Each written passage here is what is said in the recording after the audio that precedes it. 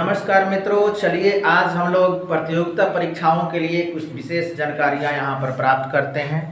आप अभी जुड़ चुके हैं NS coaching and research centre गाजीगौड़ा टेक्नोवास से, और आपको मैं ये जानकारी देना चाहता हूं कि NS coaching and research centre में कोई भी जानकारियां जो बच्चों को दी जाती है वो रिसर्च करने के बाद ही दी जाती है। तो आइए आज हम लोग यहाँ पर कुछ विशेष जानकारियां प्राप्त करेंगे इस बोर्ड के माध्यम से। सबसे तो पहला, आप नाम सुने होंगे एक बारंबारता। बारंबारता नाम है इसका। ये बारंबारता है क्या? तो बारंबारता वही है जो किसी भी आंकड़े में बार बार आता है। जैसे हम यहाँ पर एक आंकड़ा दे रहे हैं 1 2 3 4 5 1 1 1। बस इस आंकड़े को हम लोग असेंडिंग या डिसेंडिंग ऑर्डर में सजाते हैं और देखते हैं कि आखिर कौन सा आंकड़ा कितनी बार आया है। जो आंकड़ा जितना बार आता है वही उसका बारंबारता होता है। इसका हमें ध्यान रखना है।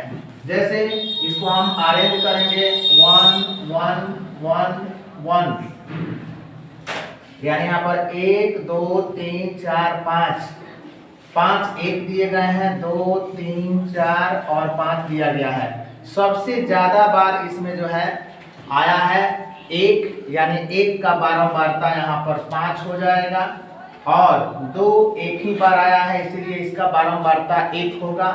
3 एक बार आया है उसका भी बारंबारता 1 ही होगा। इस प्रकार से कोई भी एक आंकड़ा दिया गया हो और उस आंकड़ा में जो अंक जितना बार आता है वही उसका बारंबारता होता है। इस चीज को हमेशा ध्यान में रखना है। इसके बाद का हमारा जो मुख्य बिंदु है वो है कोई भी संख्या का हमें अगर माध्य निकालना है। जैसे मान लीजिए कि एक संख्या दिया गया है 1 2 3 4 5, यानी कि 1 से 5 तक की जो प्राकृत संख्याएं हैं, इस प्राकृत संख्याओं का हमें अगर माध्य निकालना है तो माध्य निकालने का सबसे अच्छा तरीका है, हर प्रतियोगिता परीक्षा में ऐसा प्रश्न एक पूछा जाता है।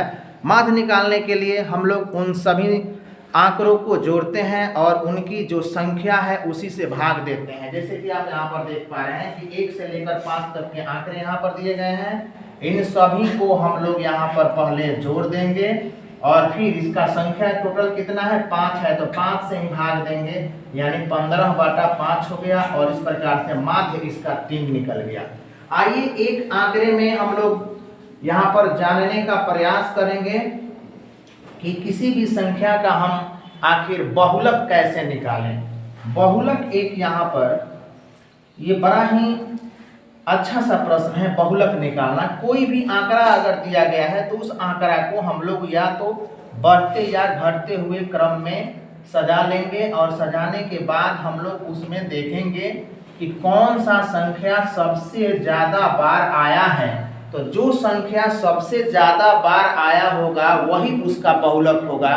जैसे कि आप इस बोर्ड पर देख पा रहे हैं कि यहाँ पर 1 जो है वह 4 बार आया है, 2 2 बार आया है, 3 3 बार आया है, और 4 भी 2 बार आया है।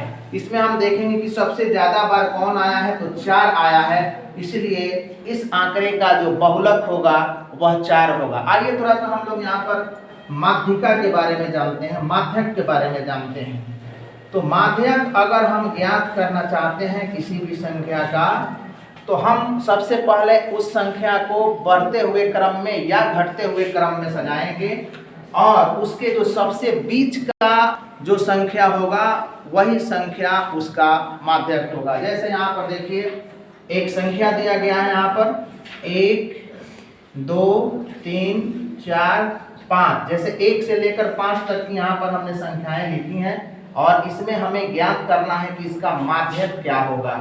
हम इधर से भी एक संख्या काटेंगे, इधर से भी एक संख्या काटेंगे, फिर इधर से भी एक और इधर से भी एक। इस प्रकार से आप देख रहे हैं कि दोनों तरफ से 2 संख्याओं को हमने यहाँ पर काटा है, और इसके बीच में जो है 3 आया, इसलिए यहाँ पर इसका माध्यक जो है वह 3 हो जाएगा। और मैं आशा ही नहीं बल्कि हमें पूर्ण विश्वास है कि आप सभी छात्र और छात्राओं को बहुत ही अच्छा लगा होगा। तो एक बार जरूर आप विजिट करें NS coaching and research centre गाजीगौड़ा टेक्नोवास। जय हिंद, जय भारत।